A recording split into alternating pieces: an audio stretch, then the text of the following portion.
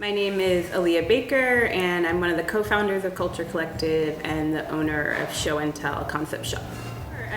I was born in New Jersey, lived there until I was 10, moved to North Carolina with my family where I was for most of my teenage years, but kind of bounced around the Eastern Seaboard because I'm a dancer in my other life, so I was doing dance programs in New York, in Pennsylvania. I lived in Pittsburgh for my last 2 years of high school, then went back to North Carolina, and then 15 years ago I moved to Oakland. Sure. So most of my schooling was in North Carolina. Went to a private Episcopalian school for elementary school. Finally, my parents switched me to public school for middle school, which I think was the best thing that could have happened to get some exposure to all kinds of people. So went to Ligon and Enloe for the first 2 years, high school, last 2 years with Shenley High School because I was doing a dual program where I was dancing with the Pittsburgh Ballet Theater and completing my high school studies. Came back to North Carolina, went to Duke University for 4 years, and then moved here, and that's as far as I've gone in school, but thinking about going back to get an MFA in dance.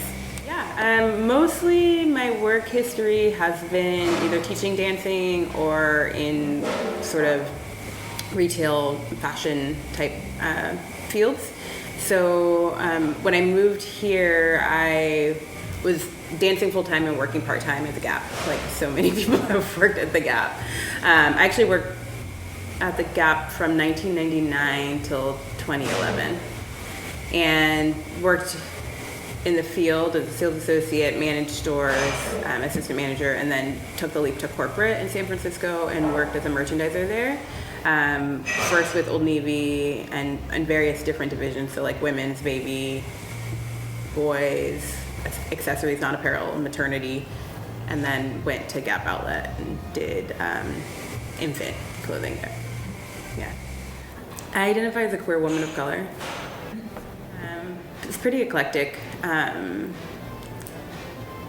feel like I use clothing as a vehicle to express whatever character I'm trying to be for that day, or whichever one's coming out. So it's kind of all over the place. Some key references are probably 80s hip hop, sort of sneaker culture are really big for me. Being a child of the 80s, I'm sure there's a lot of us who feel that way, but also I'm a ballerina, so that kind of comes into play. I'm from the Northeast, and so my mom was very wearing Oxfords and loafers, and so I have that little New England prep influence. It's a little bit all over the place. So Show and Tell grew out of a desire to create a space where people could find clothing that was not the mainstream. Because after years of working for Gap and kind of coming up with the same white t-shirt every season, there's so much more than that goes into it, and I learned so much, and it was a really great training ground, but it just is not diverse. It's not necessarily leading any sort of trends or really even appealing to a broad, it appeals to a broad range of people, I feel because it's the lowest common denominator of just very simple, easy things that can work into a lot of people's wardrobe. But I'm kind of more interested in pieces that have some meaning and story and stand out. So part of Show and Tell was pieces that were handmade and one of a kind, where you only see 4 or 5 of them ever made, so you're not going to really see yourself coming and going. Another part of it was I opened the shop with my then partner, and she was masculine presenting and was always having the experience of going shopping and being misgendered or told she couldn't shop in certain areas of the store and being followed around the store and just not even able to find the pieces that she really wanted to wear made for her body. So there was a commitment to be able to scout out those pieces or create those pieces and create an environment where everyone felt comfortable shopping and authentically and fully expressing whatever they wanted to show. Probably since I was young. I wanted to be a dancer and a fashion designer when I was 4. I vividly remember those two things, and I 32 years later, I'm a dancer, and I own a clothing store. So kind of similar. All my life, I've wanted to have something to do with fashion or style. Yeah, I opened in November of 2011, right in the middle of Occupy Oakland, which was an interesting experience. We had been thinking about the idea for a while, and a couple of things happened. So I have an older brother who passed away earlier that year, and then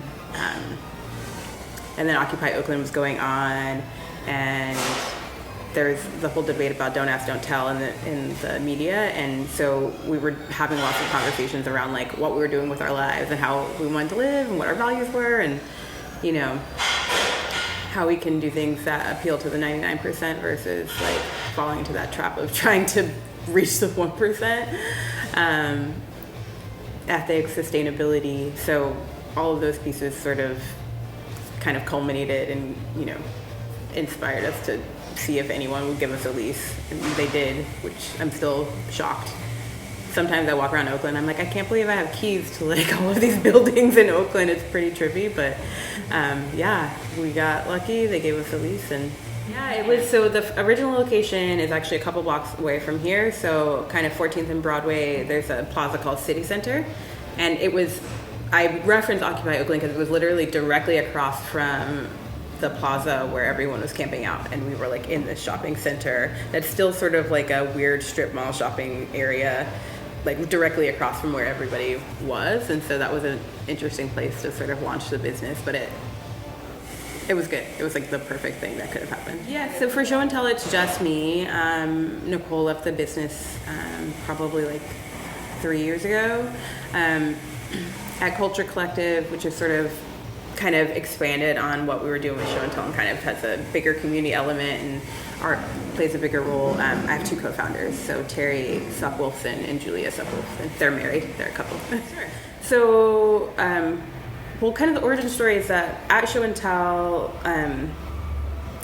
we had a big space. We've been in a couple different locations, but we had a really big space when we opened. And so folks were gravitating to us, primarily folks in the community, which were a lot of people of color, queer folks of color, were coming to us and saying, oh, we do poetry readings, or we have art, can we put them up on your walls? Or, we'd like to have a meetup of some sort. And so those kinds of things were happening in the shop, which I've found that community will find you, because space is so sparse, it feels like these days, and there are not a lot of spaces that are really open to a lot of queer and trans folks, and especially not queer and trans folks of color.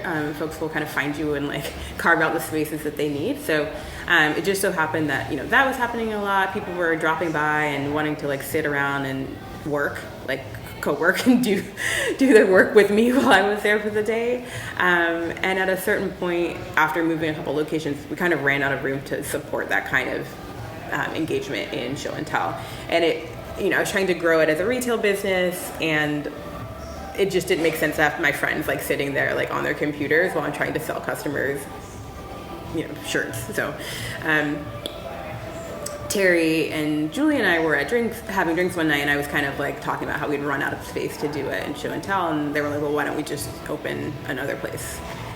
And magically, the space we're in now had been vacant for a long time, and then the sign went up, and it's in the neighborhood, so we're all kind of walking around this neighborhood a lot.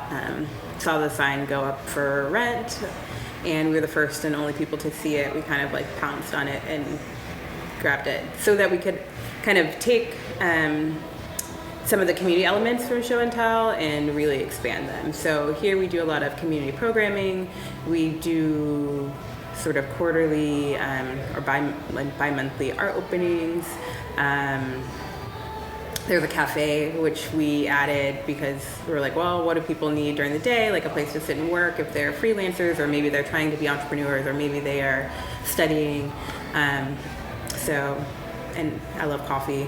So a place to kind of blend all those things together. And then upstairs we also have a couple of maker workshops where folks pay a small amount of rent each month, and they have their workstation, and it's one person who does a lot of leather work, a jewelry designer, and another woman who has a t-shirt brand are all upstairs kind of building their businesses. So yeah, so kind of one of our missions was really to sort of highlight and sort of drive queer culture, and do it in a model that was about like kind of all of us together, and not just, like this is our idea, this is what we think it should be, us putting forth a charge, but like kind of letting the community generate what they need to see, what they want to see, which I feel like is very Oakland, in that a lot of things are really community generated.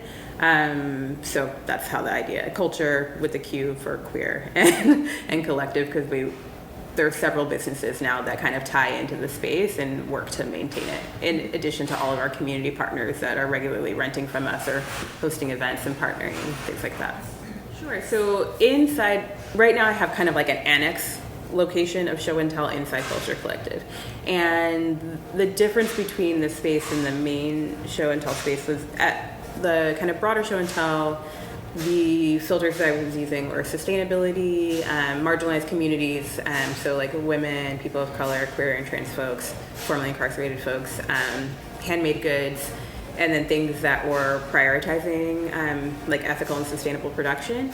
And in this space, I tried to actually narrow it down even more and highlight queer makers, queer and trans makers specifically. So it's more heavy on that. Those are really the only filters I use to pick product. So it can vary drastically by month what we actually have in stock.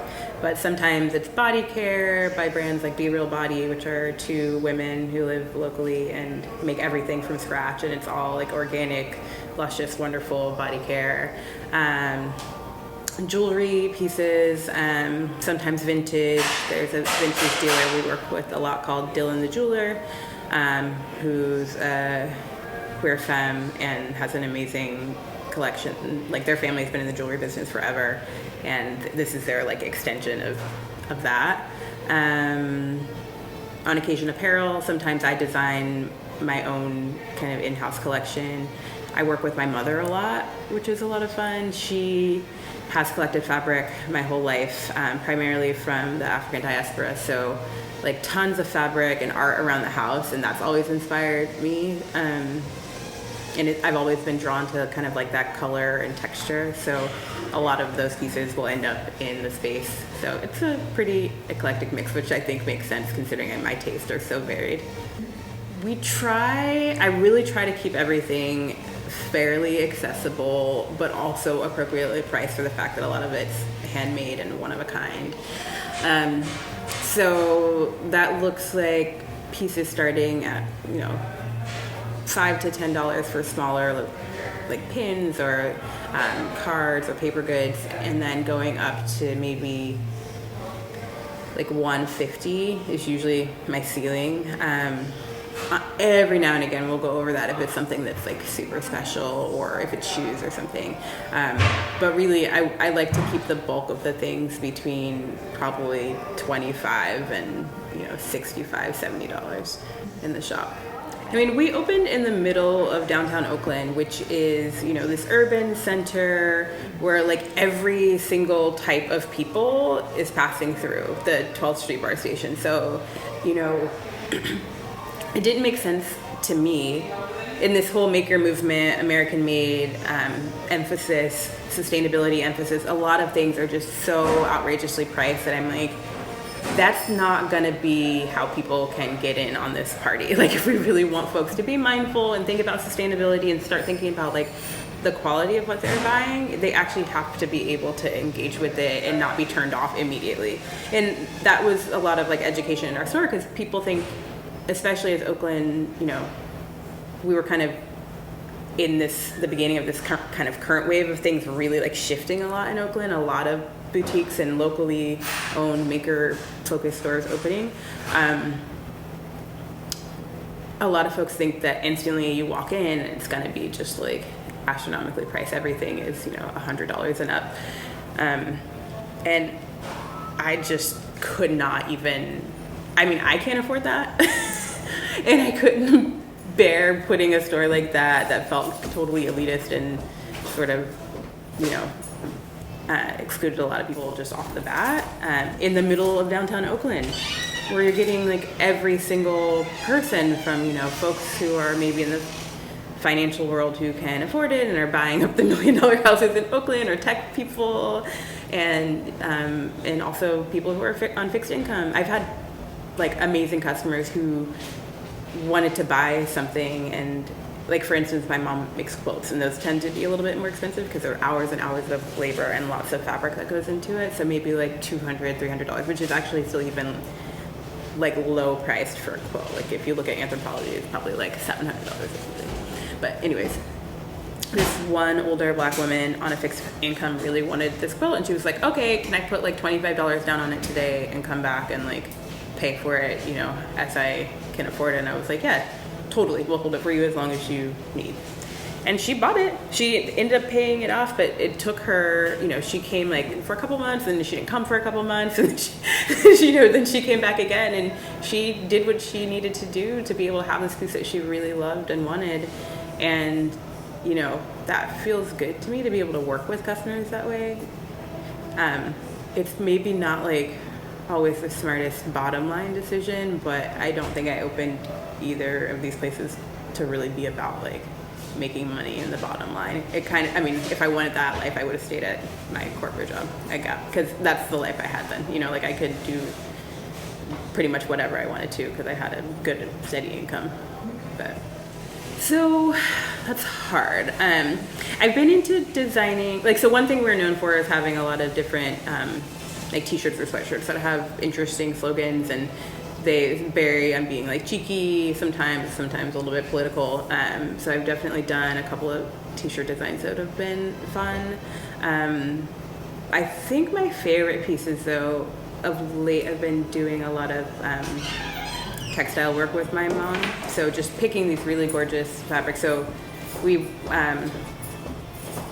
maybe 2 years ago we're in London, and she left for like half a day and came back with a suitcase full of fabric, and she had gone to like the African market in London and bought all of this beautiful original hand woven kente, which is kind of pretty hard to find. And so we've been working on ways to kind of turn that into different pieces. So pretty simple tops that are not done in a ton of sizes, so like usually small, medium, large, extra large, but it's kind of like an open, easy shape, and it's really just about how do you showcase the fabric as much as possible. Those have been my favorite pieces lately to work with. One of those things where I got lucky because my mom and sister had planned to go on this trip. They're both, sidebar, my mom's a lawyer. She's not a designer or like, you know, a quilter by trade. She's a lawyer, and she does all this other stuff for fun. But they were going, and I'm like, I'm an entrepreneur, and I actually can't really afford to take, you know, 10 days off from work and go hop around Europe. So have a good time. And for my birthday that year, she was like, you're coming with us. So figure out how someone's going to watch the store for you. But yeah, I got to go. We went to Paris first, and that was amazing. And second time I've been to Paris, but just I got to spend more time and do all of the like touristy stuff. And hear a lot of the history, which was really exciting, and then see just like how old everything is and how like beautifully made it is, and then also I love there's so many concept shops in Paris that I really resonate like with me because of they're curated completely different than a lot of stores in the US, so that was fun. And then yeah, London is just like so much. We were not there that long, so I need to go back because it just felt like overwhelming. So many sensations. Yeah.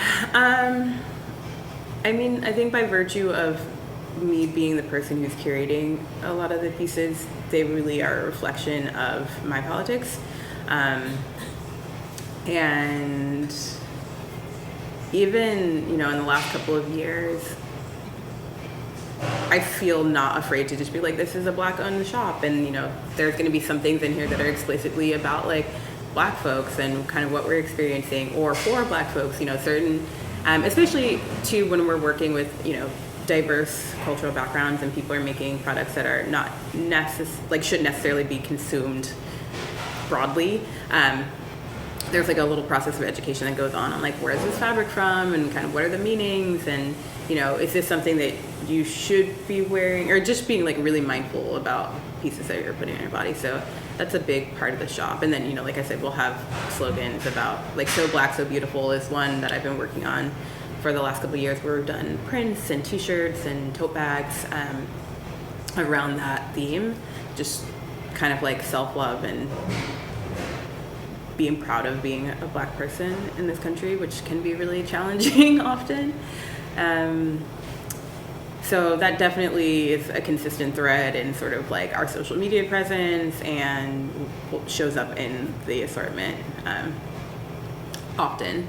And I'm honored to work with so many other people from other backgrounds that I'm learning a lot about. So, you know, like some of my Latinx friends who make really like beautiful things that kind of reflect their culture. And that can be shared with people, but it's about kind of like learning the history behind things before you put them on your body, I think is important. That's kind of like how it's intersecting with race for me, but and like cultural identity. And as far as like gender and those dynamics, the point for me has also been to create a space where folks can just like literally put on the things that they feel like express who they are, you know, the most like in the most authentic fashion to them. So I love that our customers are this amazing like queer and trans base of folks who understand that like they're gonna buy what they really believe in and what they like and look fabulous in it. So and that's less about like, I mean, sometimes again there's like shirts and pieces that are like very political in terms of what they're flagging. So I have like, you know, pins that are like queer as fuck or like whatever. Like there are some things that are outwardly saying that, or there's a brand called Pride Socks that we carry sometimes that does these sort of, they remind me of like 70s tube socks, but with like rainbows instead of the other different stripes on them. So, you know, things that are sort of signifying where you are, but my favorite part is people just really gravitate towards whatever thing it is that they want and like, and try it on. We help them find the right fit and go from there. Very rarely. And in the cases that we do, it's really particular types of arrangements. So it's folks that are maybe, you know, from a particular area or have like cultural ties and are working with maybe women's collectives or fair trade collectives to do the work. But by and large, it's American handmade production. Yes and no. I used to obsessively think about trends when I was with Gap, because that was what we were doing. And every season we were pitching what we thought were the trends that we needed to make sure we were on so that our customers would be wanting to purchase from us. So I definitely think about it, but it's so interesting to me now that I don't, like now that I kind of stepped out of that role. I was on every blog and you know, when I feel like blogs were not even what they are now, you know, 7 years ago when I was still at the Gap, but like every blog and like comp shopping, which is like going to other stores and seeing what's out there every week. I was doing that so much, and I don't do that in the same way now. So I feel like there's actually a lot more freedom for me to just, like if I see something, so right now like Instagram is probably the place where I'm seeing a lot of different things. So either there or every time I travel, I make sure to go check out a bunch of different stores and see kind of what's out there. But maybe like, so new designs are coming from Instagram, and probably just kind of keeping in touch with the market is coming from travels. And even I'm in Oakland, but going to San Francisco feels like a huge field trip often. So to see what's happening out there. But I also think that I reject trend to a certain extent, in terms of I'm not trying to have a shop that feels like trendy. You know, we carry a lot of Oakland branded products. That's, you know, not necessarily trendy outside of Oakland, but if you are in Oakland and you have a store, Oakland is so proud of Oakland, and so we can sell lots of things that make references to this town that we're in.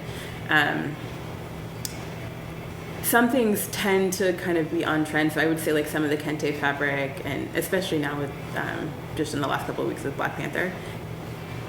I've been carrying this for 6 years, but now it's like come back around that this is going to be a huge trend just with the success of this movie and folks really feeling like they want to wear a piece of the diaspora on their body and like show their heritage in that way. So, and that movement has also been kind of growing for the last couple of years. So we're like solidly in that trend, but it's not because we're trying to be trendy, just because that's what I've always wanted to have in the store and have always had since the beginning. But yeah, there's a lot of other trends that I kind of reject. Like minimalism became this trend, and all of these sort of like muted color palette, everything shapeless, and like, I don't know.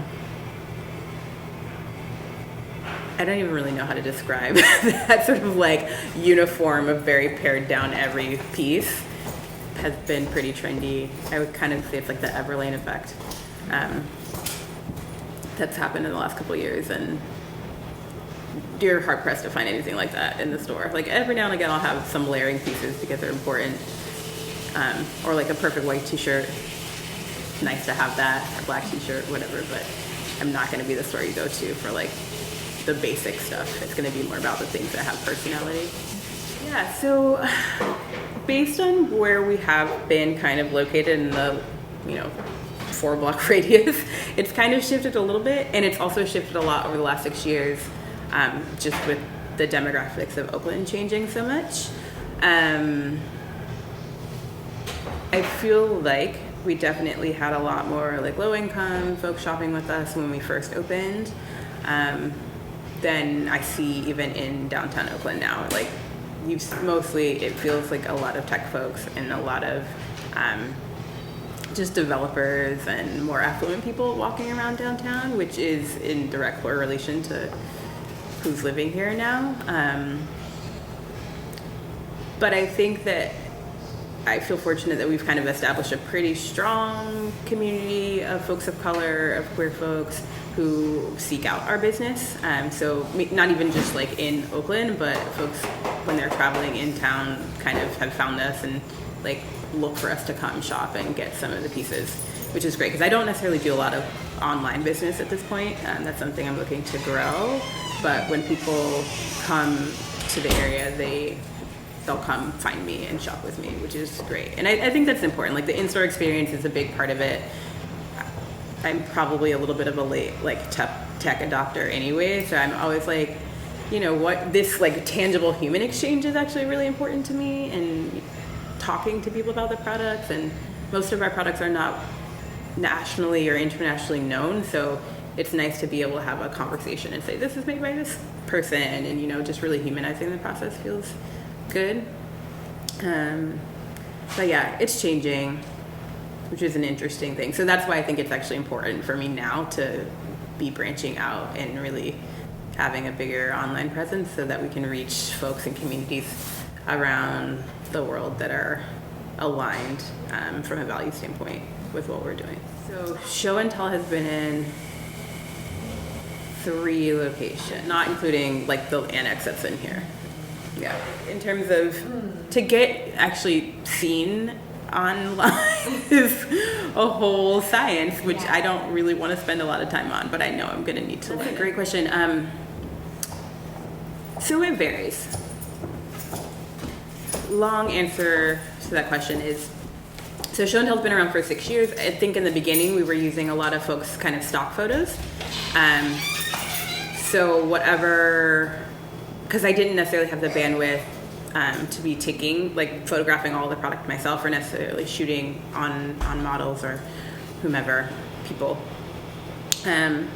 So we would feature a lot of stock photos. So it was whatever we were getting from the makers, and that made it diverse because our makers are diverse. But I would say in the last year or 2, I've really been super conscious around the fact that there is this platform that people are looking at, and I can sort of put out there the vision that I want to see. And that's been a big piece for me to be thinking about navigating sort of like representation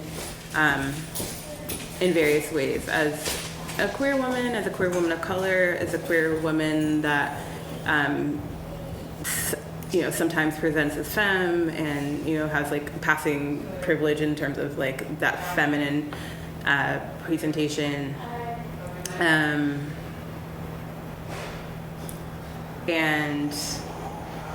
Yeah, so it's just been important for me to really make sure I'm showing imagery that is in alignment with sort of what I want, what the vibe of the shop is, and also kind of like, you know, what I want people to understand about what we're sharing. I just launched kind of a little like auxiliary sort of project called the And Shop, which is less focused on apparel and more focused on sort of the little lifestyle items that make your life, like the little extra things. So like your favorite lipstick, or your the perfect pillow for your couch, or whatever little thing that kind of adds something to your life. And that the imagery is all folks of color.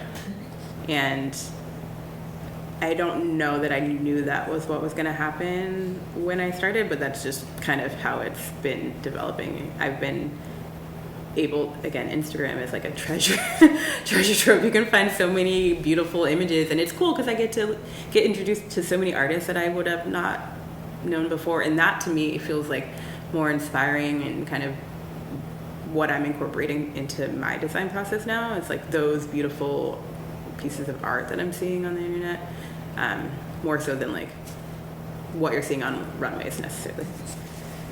Main feedback that I get, let's see, I think folks generally like that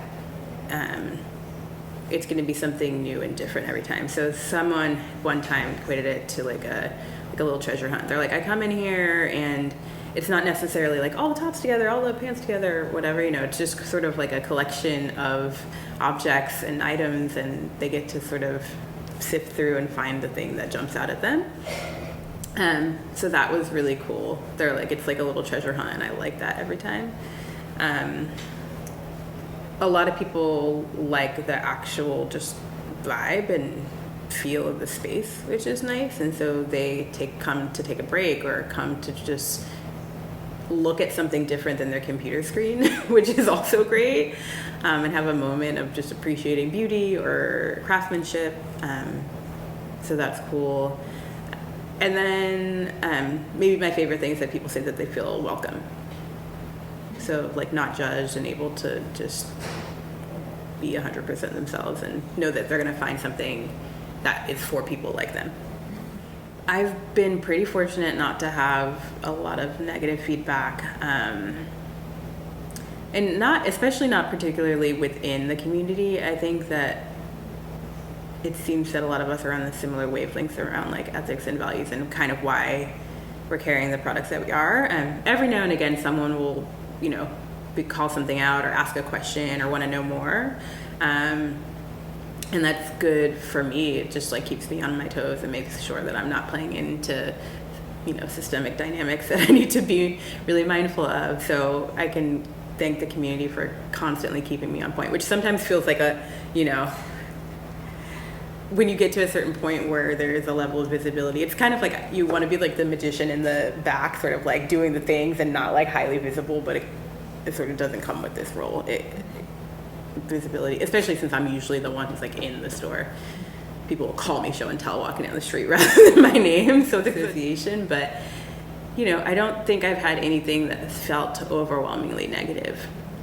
Sometimes folks will talk about pricing, you know, for that it's feeling super inaccessible. But I always say, you know, it's a human interaction, and so if there's something you love and it feels like way out of your price range, like let's have a conversation about it. We can maybe barter, or you know, maybe it's possible for me to offer you a discount, or you know, do what the older lady did before and like put it on a payment plan or something, you know, because I'd rather things go to good homes with people who are going to love it than be holding on to it. I mean, that's not the point for me. I definitely think it's my responsibility to be open to that kind of feedback. I mean, we've had that too with like some of the art that we've put up in the space. We'll get visceral reactions from some folks, and it's usually, you know, varied. You know, art can kind of elicit all kinds of different responses from people. But I remember particularly one art show where someone who's actually like been a collaborator of the space often, and then, you know, has become a friend of mine, gave feedback, and I was like, you know, thank you for that feedback. That's not a lens that I have, so I wasn't necessarily mindful of that, the way that it would be interpreted. But now, you know, that's something I know going forward, and it's good to have these dialogues. So I feel like the best things that have happened to me include moving to the Bay at a really still like impressionable age. I was 22 or 23, and discovering my queerness, because I didn't necessarily know when I was in North Carolina. So kind of coming into that, and then opening the shop like changed my life in terms of introducing me to queer politics. And I have so much more information now than I would have had I kind of stayed on a different, maybe more traditional path, and I'm so thankful. I'm like, it changed who I am as a person. So yeah, right. So I like liquidated my life savings, and you might still see pieces of it hanging on the wall now. No, I had a little bit of retirement money because Gap had a matching 401k program, and I'd been there forever. So I'd been putting money in it, and they were matching it, and I basically took all of that money and opened show and tell with that, which was not even probably like a third of what they tell you should have when you're opening a business. Now that I'm like reading How to Be an Entrepreneur 101, after doing it for 6 years, I was like, oh, I did this totally backwards. It was really super bootstrap, but it worked. I think where I am right now, or doing a lot of thought about, is kind of sort of financial viability and what that means in maybe different economic systems, and how do we create those. Because in a community of like activists and artists and entrepreneurs, it seems like a lot of us are trying to do really good work, and it's gravely underfunded, and it's hard, and it's really taxing, and people get burned out, and then it's kind of, we lose a lot of our great people like jumping ship to go like do something where they can just make money, because that makes life a little bit easier. So I'm interested in how do we shift models so that we can actually support different ways of financing things, and then how do we get access to these bigger pots that are out there? Like, how do we find the right funders to support the work? I don't know the answer to that right now, especially with Culture Collective. That's a big thing, because this is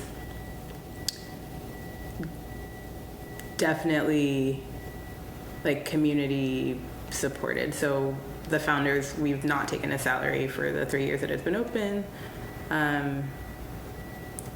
And we really are working on how does a collective model kind of generate that cycle of support for everyone. But yeah, there's lots of work to do around figuring out that piece, because it's like, we're not technically a nonprofit, but we run mostly like a nonprofit, and we finally got a fiscal sponsorship so we can apply for grants and things like that. But it's just a different way of operating than a normal kind of retail model or cafe model. I feel maybe most proud of the fact that I've gotten to build so many amazing relationships, and that the process of opening Show and Tell and opening Culture Collective has just been sort of a process of returning to myself, like learning more and more about who I am, and how I want to move in the world. So I kind of like myself at 36. I'm like, oh, right, you're not terrible. I'm like, oh, that's pretty cool.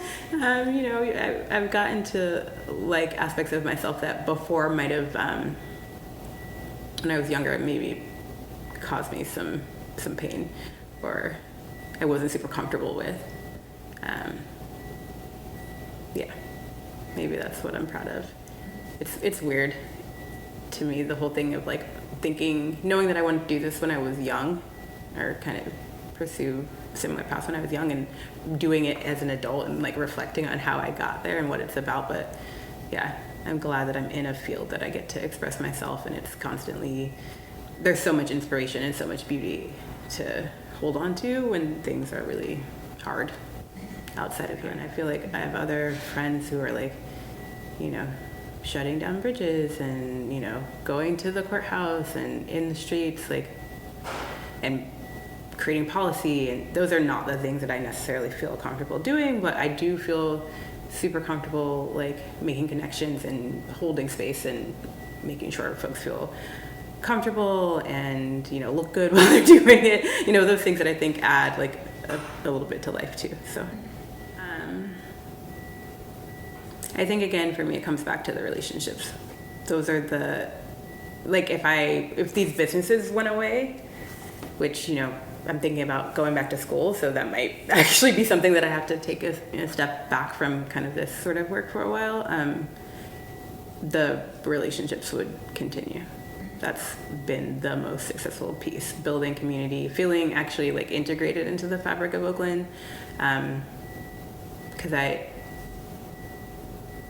after being here for 15 years, and finally I'm like, oh yeah, this is home. This is where my people are. I walk around the street and I see people I know and we hug each other, and it's like a nice support system, which I didn't have necessarily. Like I have my kind of nuclear family, but I didn't really have that in North Carolina or anywhere else I've ever lived. So that's a piece that I'm proud that I'm a part of.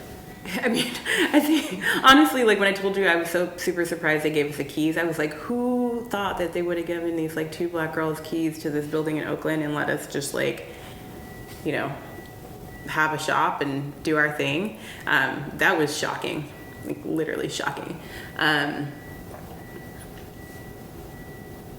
What else has been surprising about it? There's probably been so many surprises along the way. It's hard.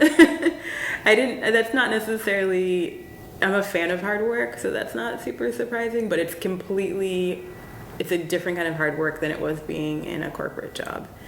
And it's kind of like that freedom that I get from sort of doing my own thing and coming up with my own agenda and own goals every year and every season is sort of like a double-edged sword, because then I constantly have to be like, no one else is going to push me forward,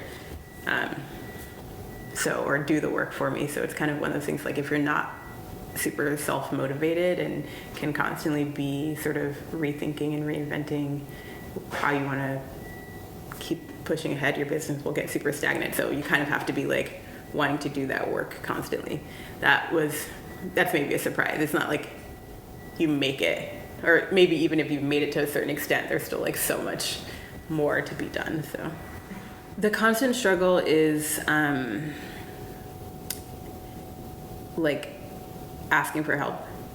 For me, is one of the main pieces. Thinking that you have to do everything by yourself all the time, and that the world is going to fall apart if you're sick and don't open the store one day. Like, I love, maybe 3 or 4 years in, probably I finally like the switch like went off for me, and I was like, oh right, like if I'm sick and I can't show up, it's actually okay. Like everything's not gonna end. I can take a vacation. I actually should take vacations.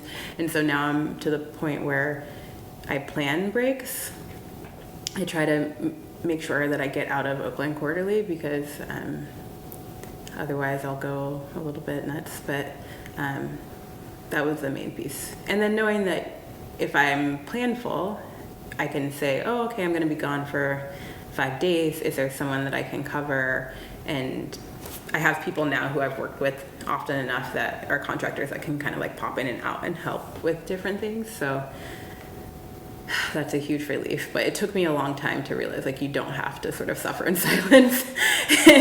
It's better not to, actually, if you want to be around for any length of time. And same thing with the Culture Collective. I mean, we have a community of folks that are just like willing to volunteer and help if we actually like put the call out there. So making sure we're utilizing the community resources as much as possible has been important for us. Yeah. I don't know.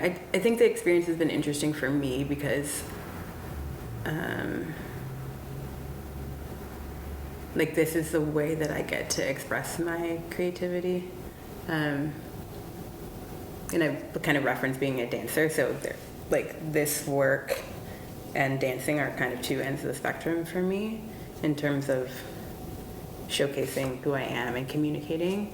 And I think that is what I discovered along the way, which I know is in kind of when I was talking to you about like, oh, I want to read sort of your curriculum too, because I feel, without necessarily doing a lot of study about it, is that like how I wanted to dress has always been about expression, and dancing is about expression for me too. So it's kind of, that's the world that I want to live in. It's kind of the ones where we can really be fully expressing ourselves, and learning from each other kind of in that dialogue. But it's interesting how like standing in who you are and being proud of that gives in a way like other people sort of like permission, like they see you do it and you're like, oh, okay, cool, like I can try that too, or I can do it in my own way. That's like the most important part. Like the businesses are great, they're really hard again. It's like it's a lot of a lot goes into kind of working for yourself, and also working for yourself when you're trying to support like broader community. But really, if people walk away with that little piece of like, how do you get to your way of expressing yourself, then I feel like I've done what I'm here to do.